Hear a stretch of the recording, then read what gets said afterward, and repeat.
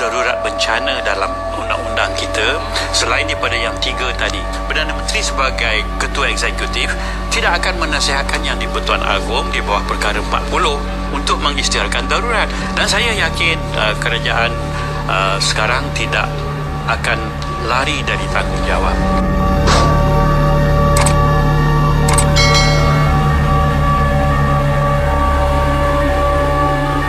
Istilah darurat itu jangan dipermain-mainkan oleh mana-mana pihak.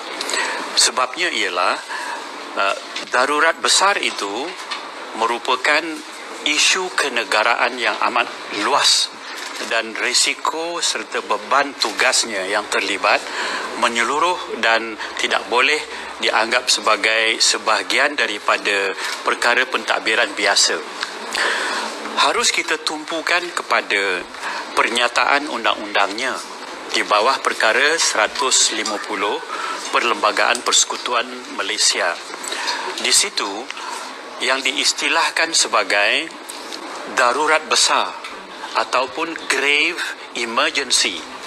Istilah itu hanya boleh digunakan atau diaplikasikan kepada keadaan jika ketenteraman awam terjejas, jika keselamatan negara terjejas, atau ekonomi negara dan rakyat terjejas. Atas 3 hal inilah, atau satu daripada yang 3, barulah boleh dipertimbangkan oleh Yang di-Pertuan Agong atas nasihat Perdana Menteri di bawah perkara 40 sama ada hendak mengumumkan darurat atau tidak. Jadi sekarang kita maklum, rakyat ada yang suka mewar-warkan, kenapa tidak diisytiharkan darurat? Kenapa lambat sangat ni? Kenapa jiran, negara jiran ataupun di tempat lain senang aja mengumumkan darurat? Lain padang, lain belalangnya, lain lubuk, lain ikannya. Jadi di Malaysia setakat ini hanya 4 kali darurat yang sesuai untuk undang-undang negara. Pertama tahun 66, kes Stephen Kalung Ningkan di Sarawak. Kedua ialah kes 1977 di Kelantan, kecamukan politik pada masa itu, dan Tan Sri Hashim Aman menjadi ketua pengarahnya. Ketiga ialah program yang menjalankan tugas di bawah Operasi Lalang tahun 1987. Akhir sekali berhubung dengan darurat, itulah dia.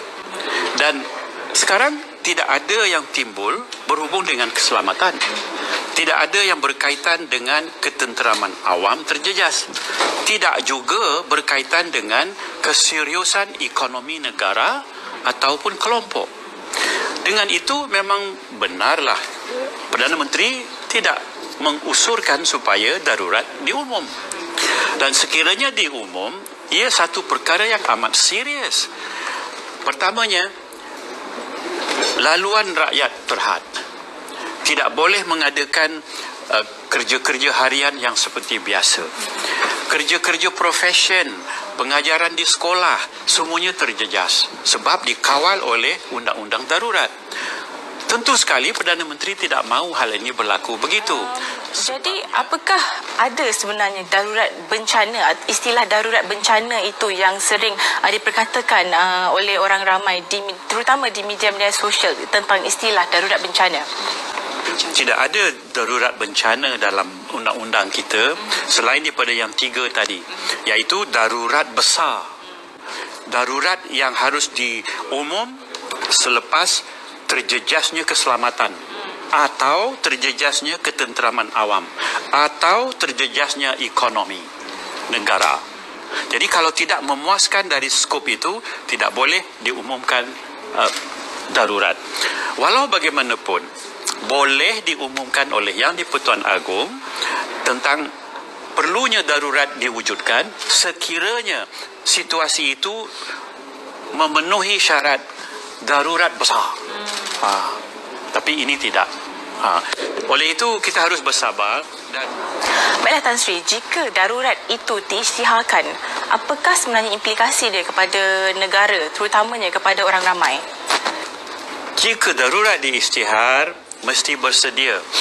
Lalu lintasnya, komunikasinya dikawal, pembelajaran di sekolah dikawal, keadaan perniagaan dikawal, peranan-peranan tentera dimasuk kira, peranan polis dimasuk kira di dalamnya secara terlibat, dan keistimewaan atau kebebasan yang kita terima hari ini terhad mengikut undang-undang darurat.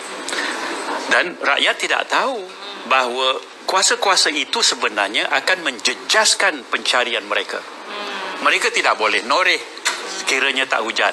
Mereka tidak boleh ke laut sekiranya menjadi nelayan. Mereka tidak boleh ke ladang. Apakah ini yang perlu kita buat? Jadi tentu sekali Perdana Menteri sebagai Ketua Eksekutif tidak akan menasihatkan Yang di-Pertuan Agong di bawah perkara 40 untuk mengisytiharkan darurat. Jangan hanya menyalahkan satu pihak tanpa memahami dari segi undang-undang apa itu darurat. Negara lain nanti akan mengatakan tidak perlu datang sebab dalam keadaan darurat Malaysia ini. Perlu diutamakan tuntutan rakyat supaya dibantu. Itu yang penting.